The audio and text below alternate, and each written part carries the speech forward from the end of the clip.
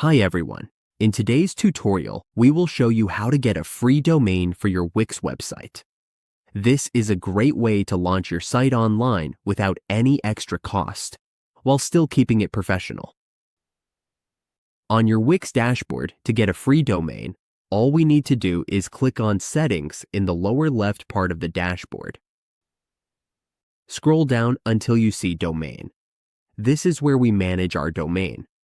Go ahead and click on that option. Now, we need to choose the domain that is free. As you can see, it is free for the first year. After 1 year, you will need to pay. There is no lifetime free domain here, just free for the first year.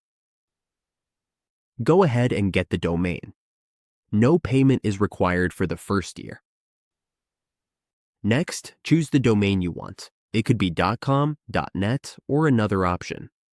Type in your preferred name, for example, example.com, and then click Get This. From here, we will select the free for 1 year option. And that is how we get a free domain for 1 year on Wix. With this simple step, we can publish our site and start building our online presence.